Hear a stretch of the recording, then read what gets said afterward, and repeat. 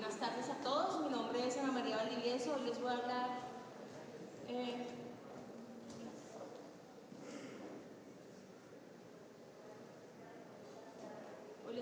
de la reforma laboral, de la versión 2 de la reforma laboral y los desafíos para los empresarios.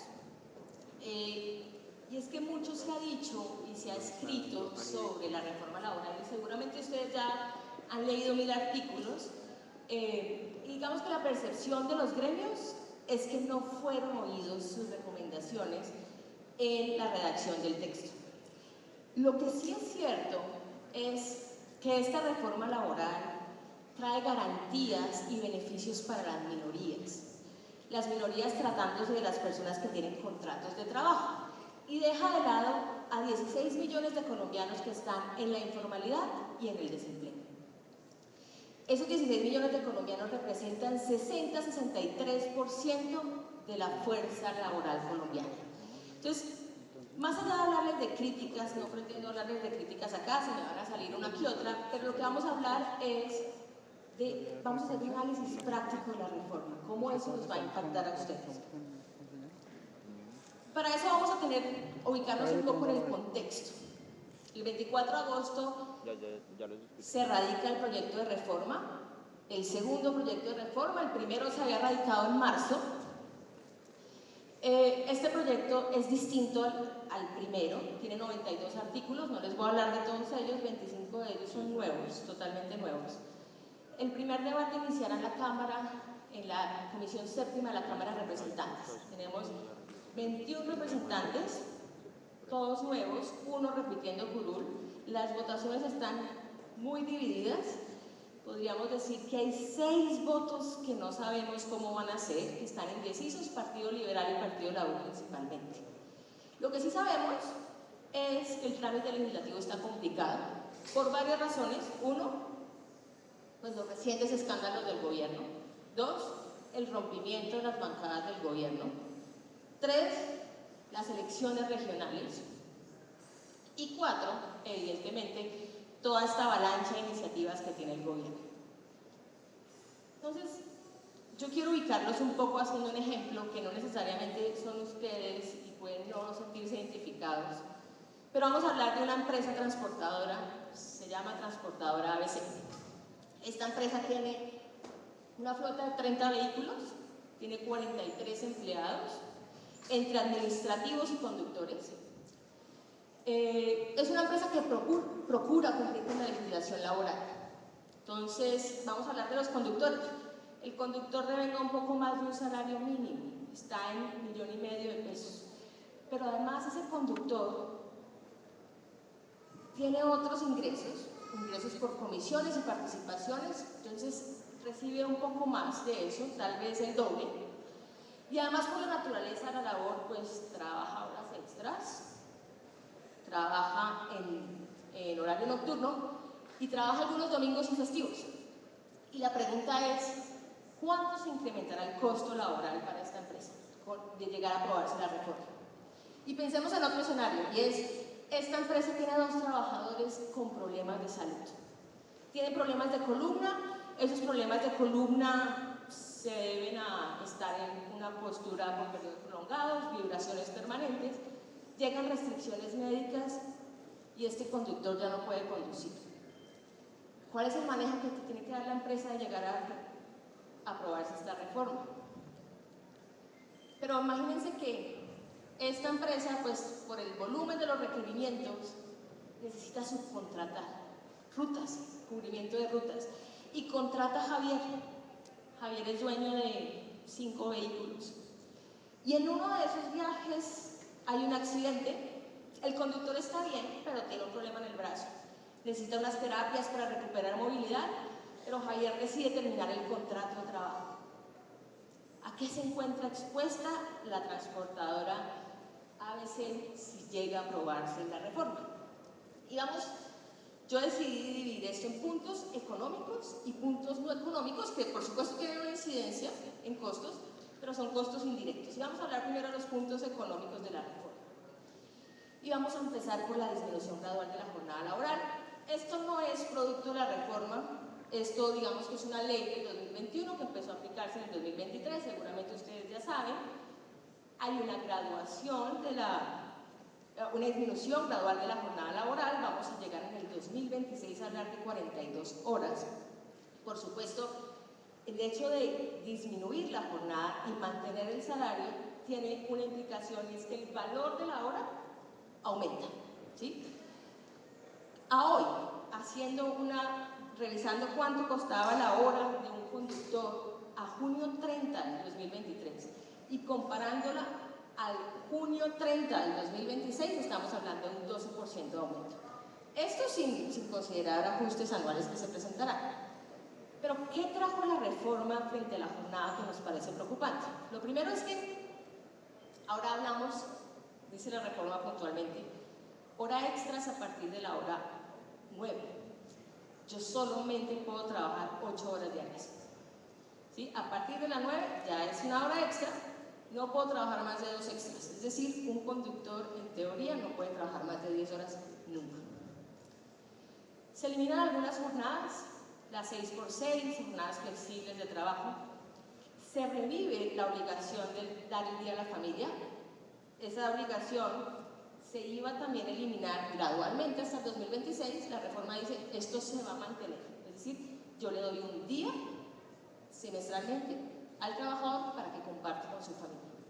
Y además las empresas que tienen trabajadores, más de 50 trabajadores, pues tienen una obligación, es dar 2 horas semanales de actividades culturales, deportivas, capacitación y demás. ¿Qué significa esto? Que las empresas de 50 trabajadores para el año 2026 van a trabajar 40 horas, no 42. Y además, y esto pues es algo que no sabemos qué vaya a pasar, pero hay un proyecto ahorita de ley que habla que todas las empresas tienen que dar 3 días de descanso al trabajador al mes si está con estrés laboral. Es decir, van a terminar trabajando 36 horas a la semana. ¿Listo? Pero además establecen nuevos permisos obligatorios. Permisos para asistir a citas médicas, permisos para atender actividades académicas de sus hijos, si son los acudientes, permisos para atender actividades administrativas, judiciales y demás. Y algo que es muy preocupante, y creo que les impacta a ustedes mucho, es que yo tengo una obligación, y es dar en los desprendibles de nómina una relación de horas extras del trabajador, y de recargos nocturnos, y de recargos festivos. Y si no lo hago, y si ese trabajador llega a mandar y decir, bueno, yo no ganaba $1,500,000, la realidad es que yo tenía unas horas extras acá que nadie me está pagando, y va donde un juez, ¿qué pasa ahí? El juez va a tomar como cierto la estimación razonable del trabajador. Eso es lo que dice la reforma. Ahora hablemos del recargo nocturno. Esto seguramente ya lo han oído. La anterior reforma hablaba que el recargo nocturno iba a empezar a partir de las 6 de la tarde, como existía hace 20 años. Este nuevo proyecto de reforma dice, va a empezar a partir de las 7 de la noche. Es decir, se oscurece el día, empieza el recargo nocturno. Si yo hago un ejercicio de una persona, un conductor que sale a una ruta a las 6 de la tarde y llega a las 5 de la mañana, ¿qué quiere decir eso? Que antes el recargo nocturno mensual de unas rutas así 3 veces a la semana me costaba 196.500 pesos. Con la reforma me va a costar 245.000 pesos, 25% más. Recargos dominicales y festivos. Hoy están en 75% de recarga. Vamos a llegar a 100% en julio del 2026. Esto va a ser gradual, en el 2024 va a ser 80, 2025 90 y 2026 100%. Obviamente, un incremento otra vez del 25%. Hay algo importante en la reforma, y esto sí lo quisiera rescatar, y es que la reforma expresamente dice que va a haber flexibilidad para establecer cuál es el día de descanso dominical. ¿Eso qué quiere decir? Que yo le digo a Juan, ¿usted descansa los miércoles? El miércoles para mí es su domingo. Y a Pedro le digo, y a María le digo el suyo es el lunes. Y de esta manera yo puedo organizar jornadas para reducir costos. Y la recomendación es hacer esto desde ya, por lo menos esta parte. Vamos a hablar de las indemnizaciones, aumentaron, depende del tipo de contrato. Contrato a término fijo, hoy nos dice que la indemnización es el valor del salario que falta para cumplir el plazo, sin un mínimo. Es decir, si yo decido terminar el contrato 2 días antes del vencimiento del plazo, ¿es que pago? 2 días. Ahora me dice, no, lo mínimo que va a pagar es 45 días. Entonces hay un aumento exponencial. Para contrato obra-labor pasa exactamente lo mismo. Me dice, pague los salarios hasta que estaba estimada la fecha de finalización de la obra contratada. En este caso me dice, como mínimo va a pagar 45 días. Y en el contrato a término indefinido, hoy sabemos que aplica una fórmula dependiendo del nivel salarial. Para salarios de más de 10 salarios mínimos, yo doy 30 días por el primer año, 20 por los años subsiguientes, y para salarios inferiores a 10 salarios mínimos, yo doy 20 días por el primer año y 15 por los subsiguientes. Esto va a cambiar. ¿Qué va a pasar? La reforma me dice, por el primer año vamos a dar siempre 35 días. Si usted lleva más de un año, pero menos de 5 años, va a dar 15 días adicionales por los años subsiguientes. Si lleva entre 5 y menos de 10, va a dar 30 adicionales, y si tiene más de 10 años, va a dar 60 adicionales. ¿Qué quiere decir eso? Que a hoy yo termino un contrato a una persona con una antigüedad de 10 años y yo pago 210 días de salario, hoy. En enero del 2024, si llega a suceder la reforma, yo voy a pagar 575 días de salario por ese mismo contrato. Es decir, es un poquito más del doble. Licencia paternidad. Hoy tenemos 2 semanas para todos los papás. Vamos a pasar a 12 semanas en el 2026, va a ser gradual. El otro año va a ser 8 semanas, en el 25 van a ser 10 semanas. La licencia de paternidad en realidad lo cubre la EPS y eso no representaría un costo inmediato, pero pues claramente ustedes tienen que reemplazar a ese trabajador que se ausenta 3 meses y eso sí lo cubren ustedes. Contrato de aprendizaje. Contrato de aprendizaje, todas las empresas hoy con más de 15 empleados tienen que tener aprendices. Hay una fórmula para establecerlo, eso depende de la jornada laboral, depende del número de empleados. El contrato de aprendizaje deja de ser un contrato especial y empieza a ser un contrato de trabajo a término fijo. ¿Qué quiere decir eso? Remuneración fija de un salario mínimo, duración máxima de 3 años, pero lo grave es que empiezo a pagar todas las acreencias laborales. Yo tengo que pagar todas las prestaciones, yo tengo que pagar vacaciones, yo tengo que pagar aportes a seguridad social y para fiscales. El incremento, 18%, 20% aproximadamente. La indemnización moratoria, esto es un tema muy preocupante y ustedes seguramente lo conocen como la indemnización de salarios caídos, brazos caídos también le dicen a veces. ¿Qué quiere decir esto? Esto es cuando un trabajador se termina el contrato de trabajo y dice: a mí esa empresa transportadora ABC me pagaba $1,5 millones de pesos y sobre eso cotizaba mis aportes a seguridad social y sobre eso me pagaba la prima, pero la realidad es que yo no ganaba $1,5 millones, yo tenía unas horas extras que duplicaban un poco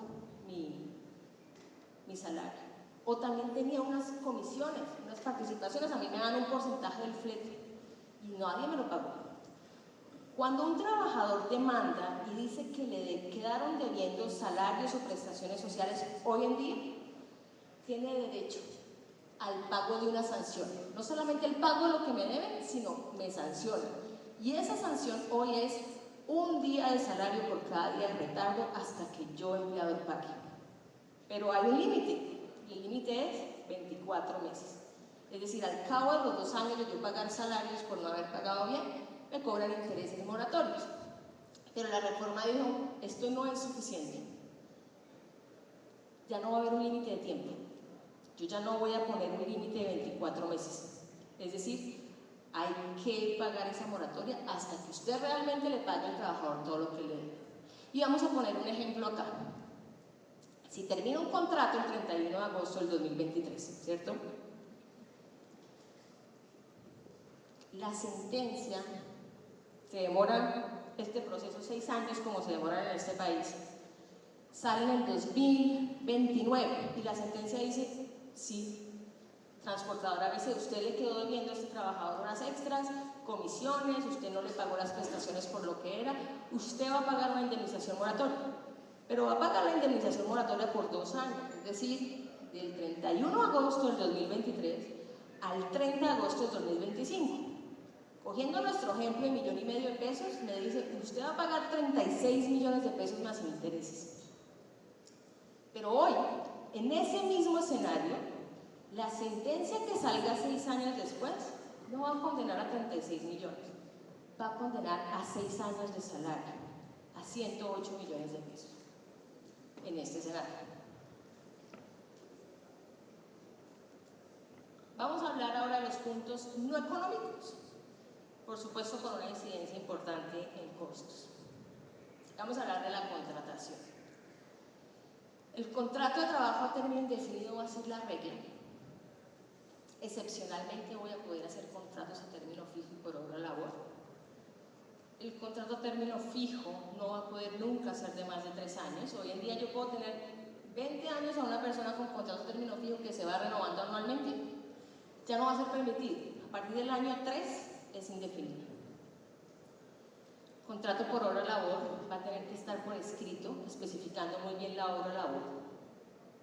Si la persona sigue vinculada y la hora labor finaliza, el contrato se entiende automáticamente como indefinido. Seguramente oyeron también del preaviso que tiene que dar el trabajador. Esto es un preaviso que existía desde el año 90, existía, y lo quitaron en el 2012. Y lo quitaron porque la Corte Constitucional dijo, eso es violatorio al derecho del trabajo y a la libre ocupación, a cuenta de que una persona tiene que quedarse 30 días si no quiere estar ahí. Si no quiere ir, se va mañana, nadie lo puede obligar. Y la realidad es que esa es la posición de la Corte. Es decir, a pesar de que la norma diga, el trabajador tiene que dar un preaviso de 30 días, no hay ninguna consecuencia si no lo hace. Entonces, pues, esto no representa un beneficio. Presunción del despido discriminatorio. Creo que este es de los más perversos y está en mi top 3 de las cosas más difíciles. Porque limita la posibilidad de terminar un contrato sin justa causa. ¿Hoy qué tenemos? Hoy tenemos que si yo quiero terminar un contrato sin justa causa, simplemente le digo a la persona, aquí está su carta, aquí está su indemnización, éxitos en futuros proyectos, ¿cierto? Con la reforma, esta persona en cualquier momento puede demandar y decir, a mí me terminaron el contrato por un motivo discriminatorio. ¿Por cuál discriminación? Por la que sea, por la que sea. Porque yo tengo 2 hijos, entonces yo pido permisos para ir al colegio, porque yo estoy en periodo de lactancia, entonces me tomo una hora al día, porque yo tengo otra preferencia, otra orientación sexual, por cualquiera. Y se va a presumir que el despido es discriminatorio. Y lo que tiene que hacer el empresario es demostrar que eso no es así y que hubo criterios objetivos para tomar esa decisión. Y eso es muy difícil en la vida real, porque ustedes toman decisiones de terminar contratos de trabajo por cualquier circunstancia, porque quieren hacer una reestructuración interna, porque simplemente no les gustó la manera como la persona hablaba, porque se demora mucho, porque llega tarde, y seguramente eso no lo documentan, eso es del día a día y uno está viendo como que no me gusta, y salgo de la persona. Bueno, hoy todo tiene que estar documentado, de tal manera que mañana si me demandan yo pueda decir, yo terminé ese contrato por A, B y C, porque si no convenzo al juez, el juez va a decir, usted tiene que reintegrarlo o tiene que pagarle la indemnización, lo que el trabajador escoja, ¿sí? A elección del trabajador. Estabilidad laboral reforzada, esto pues seguramente es algo que ustedes han vivido porque todos los empresarios lo tenemos. Hay 4 tipos de estabilidad laboral reforzada. Vamos a hablar del fuero sindical. El fuero sindical, pues todos los directivos, los que son fundadores de un sindicato, los que están en un pliego de negociación, los que son miembros de la comisión de reclamos, no pueden ser despedidos.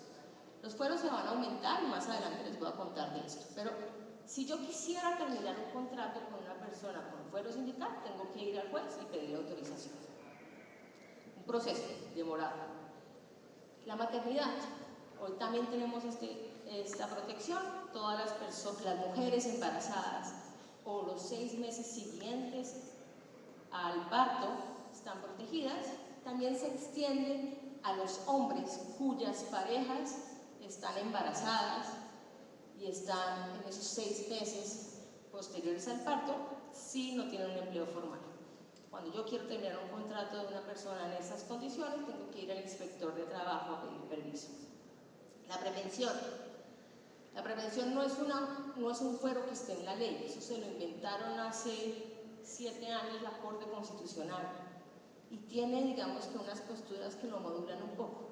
Hoy lo van a elevar a ley y hoy dice, todas las personas que estén a 3 años de pensionarse porque necesitan cumplir la edad o porque necesitan completar semanas o capital, no pueden ser despedidos bajo ninguna circunstancia, salvo que el inspector del trabajo lo autorice. Y por último está el tema de la discapacidad. Hoy tenemos posiciones divididas entre las cortes, pero digamos que hay una que es clarísima y es una persona con una pérdida de capacidad laboral superior al 15%, entendemos que tiene una discapacidad y no podríamos terminar el contrato, salvo que vayamos al inspector de trabajo y nos dé un permiso. Hoy la norma dice, no importa cuál sea el porcentaje de pérdida de capacidad laboral. Si esa persona tiene una condición de salud a mediano o largo plazo que genera una barrera y le impide a él desempeñar su oficio en igualdad de condiciones que sus pares, hay una protección legal. Y entonces acuérdense de la transportadora ABC que tenía 2 trabajadores. Si ella logra demostrar que estos 2 trabajadores cometieron una falta laboral, iba al ministerio a pedir permiso. Con la mejor de las suertes le den el permiso, el inspector le va a decir, yo le doy permiso, pero usted le va a pagar, además de la indemnización legal que acabamos de hablar, le va a pagar una indemnización de 6 meses adicionales de salario. Y adicionalmente le va a pagar seguridad social por 6 meses más, porque esta persona está desprotegida.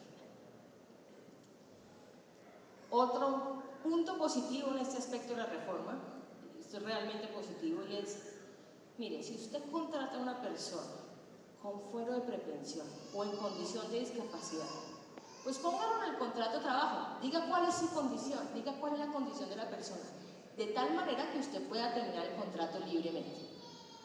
Entonces, segunda recomendación del día, esto háganlo de una vez, no esperen a que salga la reforma.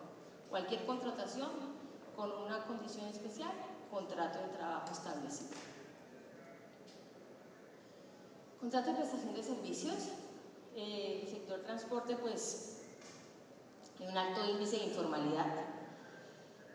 ¿Qué nos decía la reforma anterior, el proyecto anterior? Nos decía imposible tener contrato de prestación de servicios para actividades permanentes o misionales de la empresa. Es decir, ustedes jamás podrían tener un conductor por contrato de prestación de servicios. Hoy nos dice, no, sí está permitido, pero ese conductor no puede estar subordinado. Si hay subordinación en la actividad, eso no es un contrato de prestación de servicios.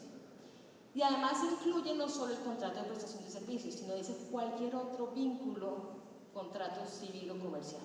No importa el nombre que usted se invente, no importa que usted diga que esto es un arrendamiento, no importa que diga que esto es un mandato, no importa que diga que esto es un encargo, no importa lo que diga.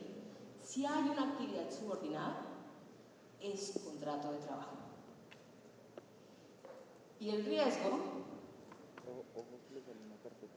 creo que se salió aquí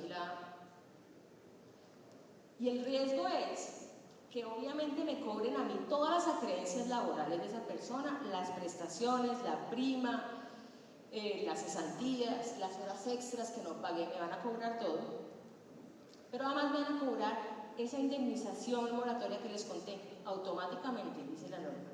Es decir, esos 36 millones que se convirtieron en 108 millones, me los van a cobrar automáticamente. Y hay un artículo especial para actividades complementarias del sector portuario y transportador. Y habla específicamente de los cargueros, de los coteros, de los braceros. ¿Qué dice? Estas personas, si ejercen actividades subordinadas, pues tienen que estar contratadas por un contrato de trabajo. Sí o sí. Si usted me demuestra que usted lo hace como independiente y que además presta servicios para distintas personas, pues entonces seguro va a tener que estar afiliado a Seguridad Social como independiente. Y el riesgo laboral, la ARL, lo va a pagar su empleado. ¿Que quién es? O su contratante, que es o el puerto o la central de abastos, sin perjuicio de los acuerdos que tengan que hacer estas con las empresas transportadoras para cubrir esos costos.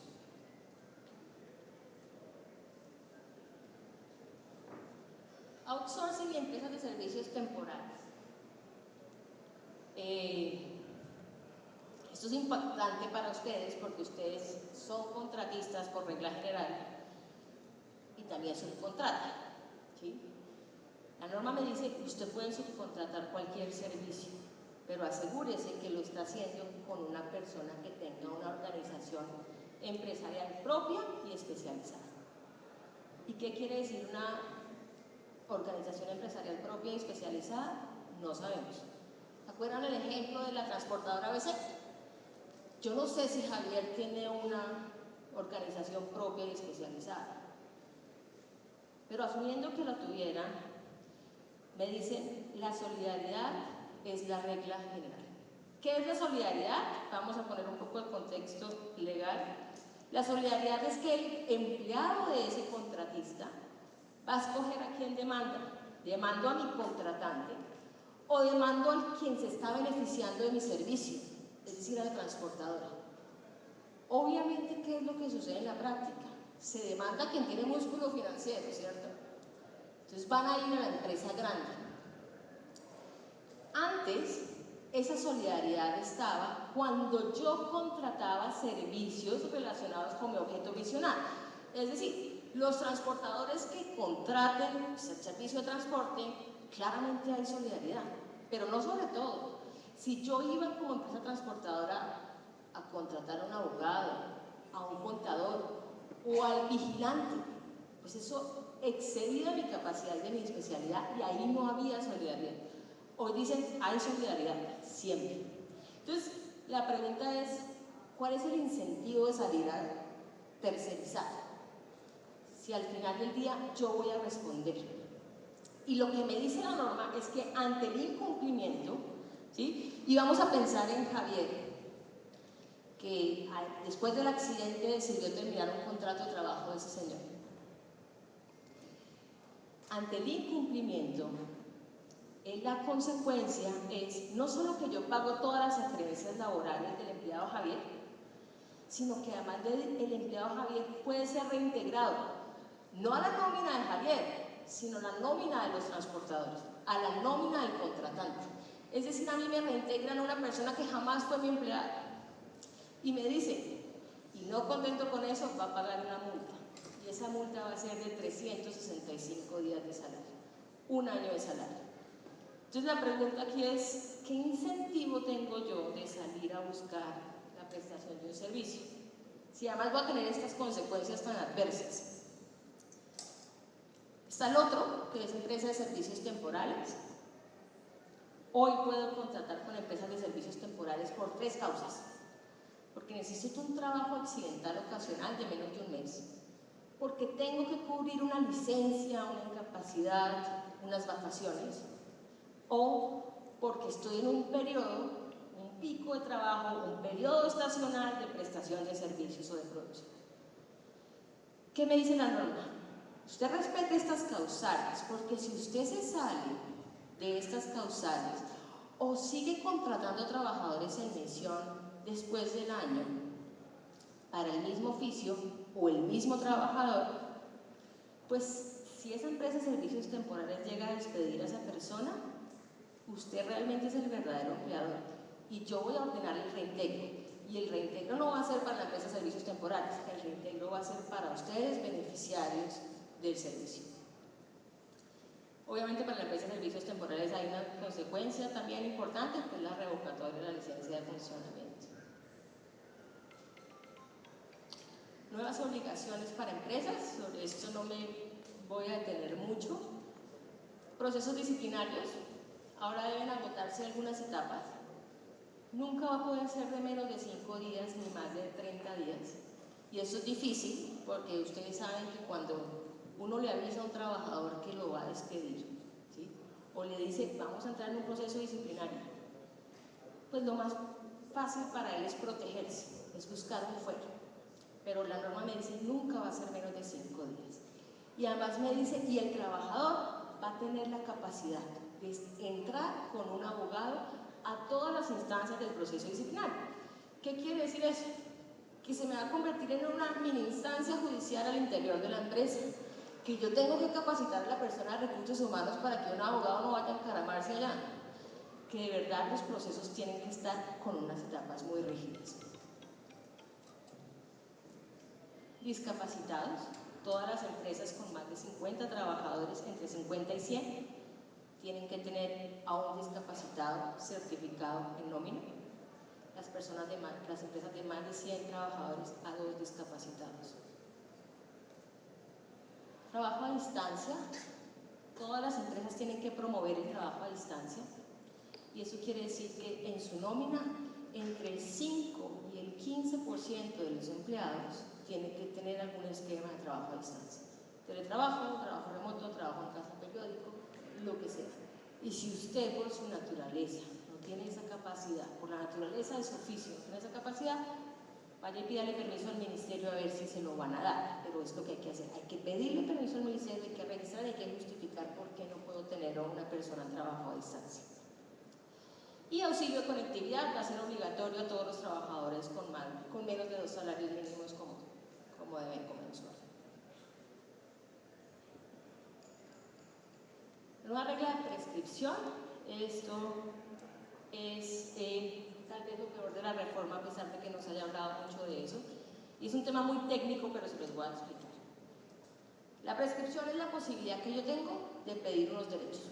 Obviamente con el transcurrir del tiempo, pues se van cerrando la posibilidad de demandar, ¿sí? Es un tema de seguridad jurídica. A mí no me pueden ahorita demandar por lo que pasó hace 30 años. ¿Qué dice la norma? La prescripción en derecho laboral es 3 años. Desde que la obligación se hizo exigible. Les voy a poner un ejemplo. Una persona entra a trabajar en enero del 2000. Se termina su contrato en diciembre del 2023. Pues esta persona tiene 3 años para demandar, es decir, podría demandar hasta diciembre del 2026. Vamos a suponer que demandó oportunamente y demandó en enero del 2025. Pues a pesar de que tenía un contrato del 2000, el juez va a decir, un momentico, yo solamente me voy a retroceder 3 años para pagarle lo que se le debe. Y en ese escenario, pues, ¿qué puede cobrar la persona? Del 1 de enero del 2022 al diciembre del 2023. ¿Y qué va a cobrar? Pues las comisiones que no fueron nunca salario, las horas extras que nunca me pagaron, los horarios nocturnos que tampoco me pagaron, todo eso lo puede cobrar. ¿Listo? La reforma hoy dice, ya no son 3 años, van a ser 5. Y no van a ser 5 desde que es exigible la obligación, van a ser 5 contados desde la terminación del contrato de trabajo. ¿Qué quiere decir eso? Nos vamos al mismo ejemplo.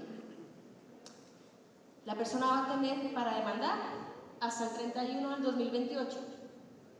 Después, tengo un lapso más importante, pero además me dice, pero no me voy a ir 5 años para atrás.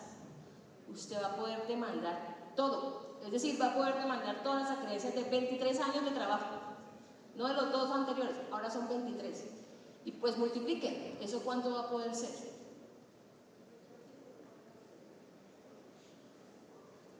Derecho laboral colectivo, seguramente oyeron que esta es una parte muy preocupante, y es una parte muy preocupante por la declinación de la ministra, es una parte muy importante por la inclinación del viceministro, pero sobre todo porque esto sí reglamenta las minorías.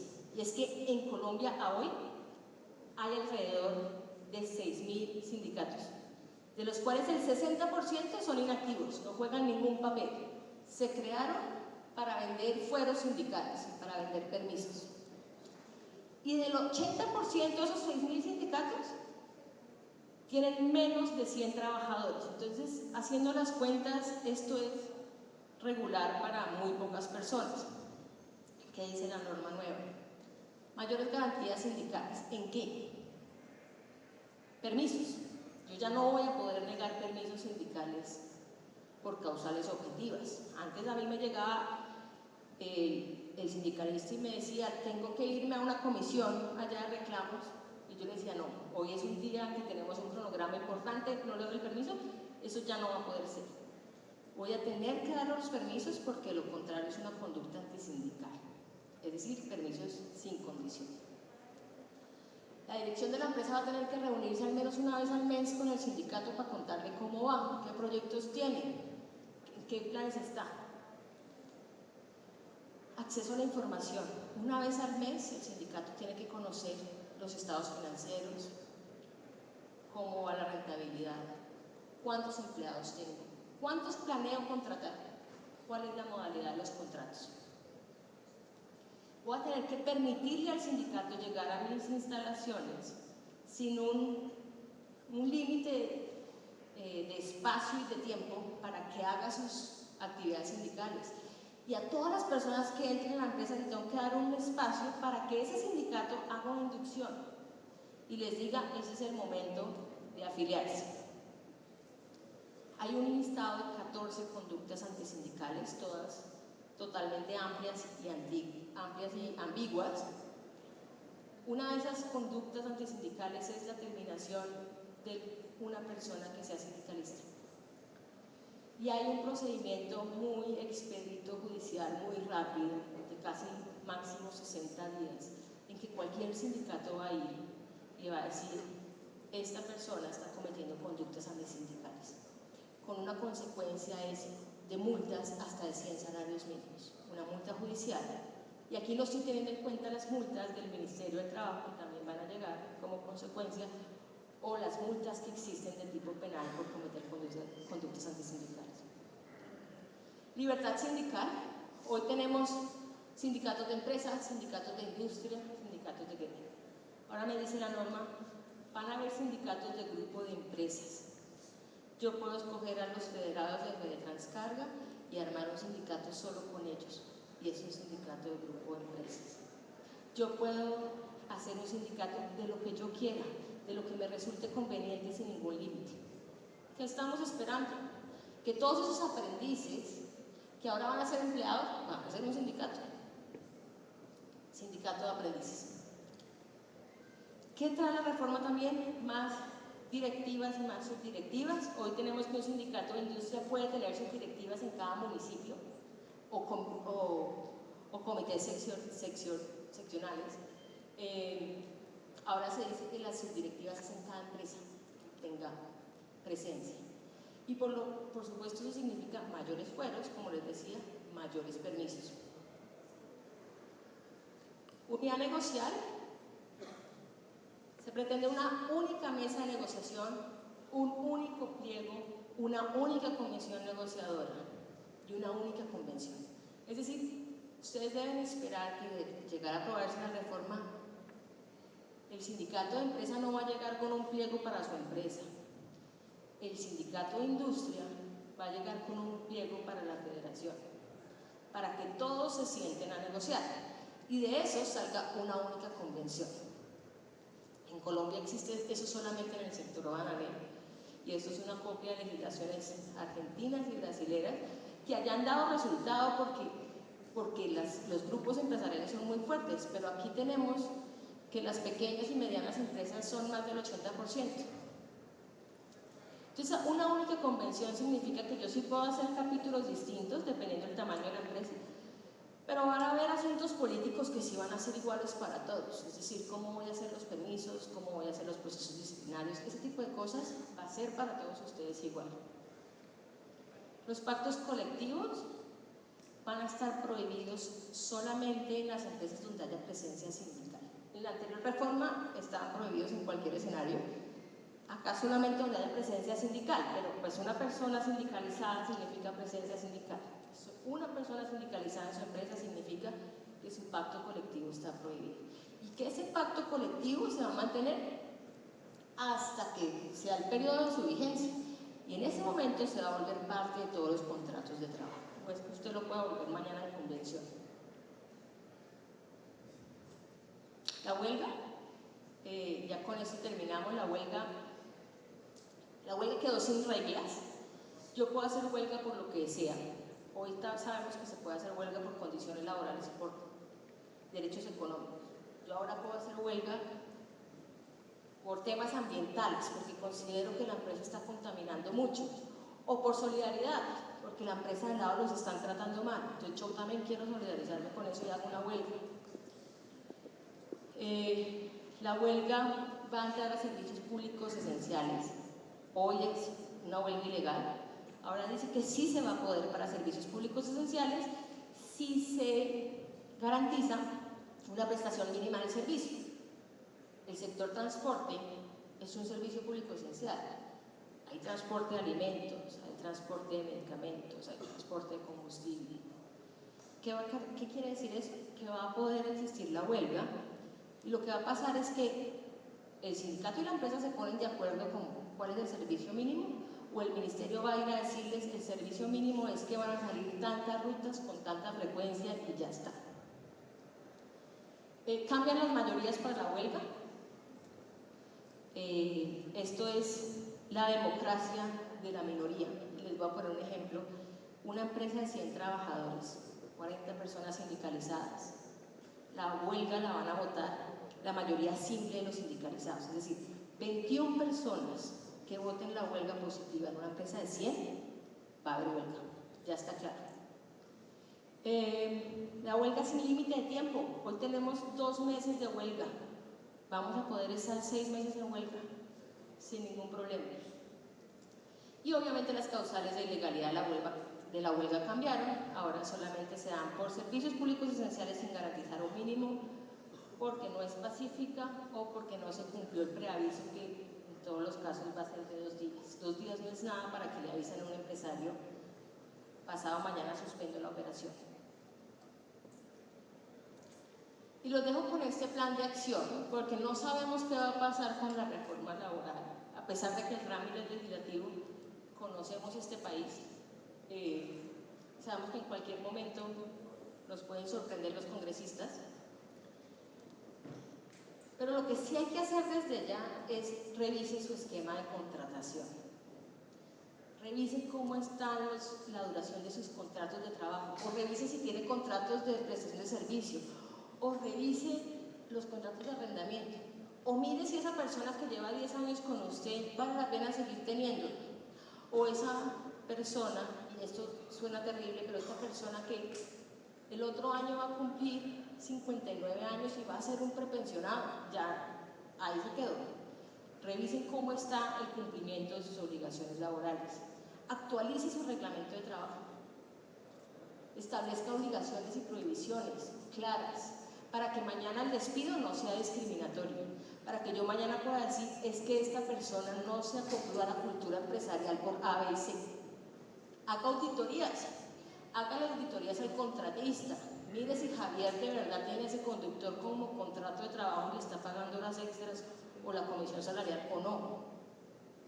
Y desde luego capacite al personal de recursos humanos, porque cualquier error en el derecho laboral va a costar mucho dinero a partir de la aprobación de la reforma.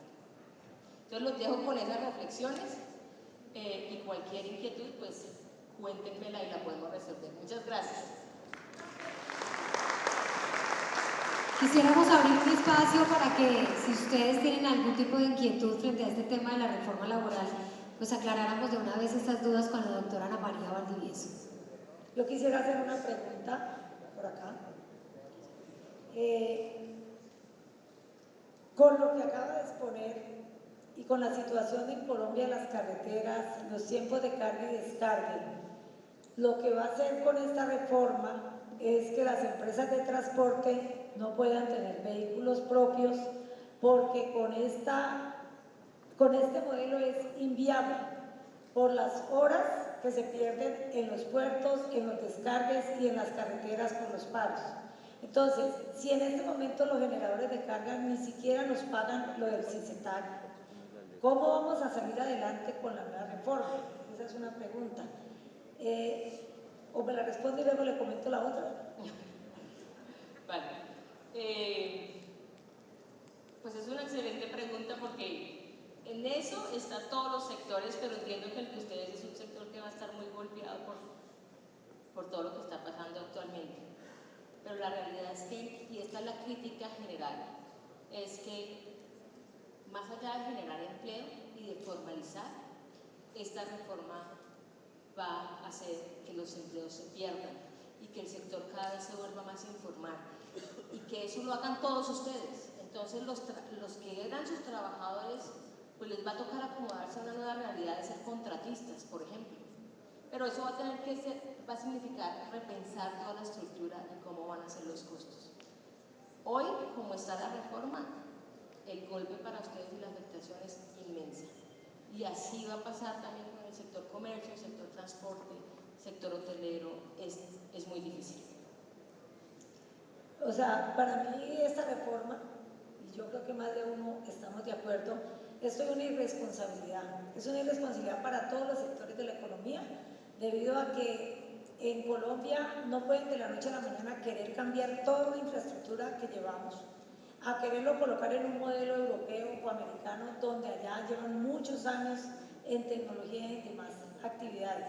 Y me parece también irresponsable porque yo siempre, toda la vida he sido muy inquieta cuando quitaron los preavisos en una empresa. ¿Por qué? Porque la empresa dedica tiempo y capacitación para sus empleados y que el empleado diga hoy me voy y deje tirado el puesto.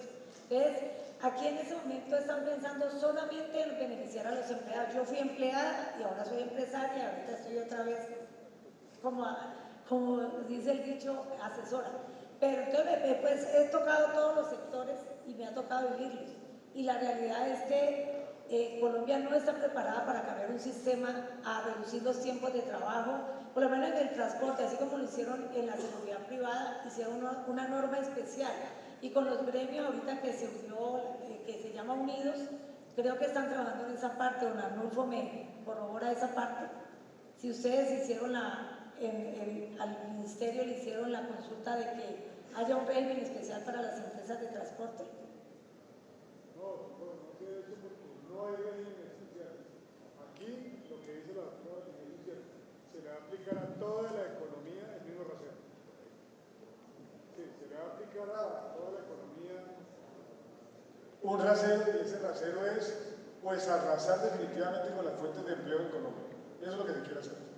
Claro, y es que las estadísticas dicen que el 89% del empleo en el país son generados por MIPYMES, que son las que se van a golpear de verdad, ¿sí? Que es el transportador que tiene 5 vehículos, el que va a tener un problema dificilísimo. Obviamente todos, pero esa persona no va a poder soportar los costos, y es que estamos en manos de personas que nunca han sido empresarias, que no entienden esto de hacer cuentas, que están sentados allá y que han vivido el Estado. Y entonces se nos viene un ejercicio muy importante de debatir, de explicar y de hacerlos entender. Y les quiero decir una cosa, a lo que dice la doctora Valdivieso. Hay algunos que piensan de pronto que nuestro evento está muy politizado. Pero yo les quiero decir una cosa, esto es apenas un proyecto de ley y eso lo determina el Congreso de la República. Si nosotros no tenemos amigos en el Congreso, si nosotros no estamos de acuerdo con quienes nos pueden llegar a apoyar, esto se va a convertir en una realidad y por supuesto la debacle para las empresas. Es importante que tengamos en cuenta lo que se está planteando y la importancia hoy de los políticos que están en favor de nuestro sector para que nos puedan apoyar. ¿Qué otra pregunta tienen? Si están amables.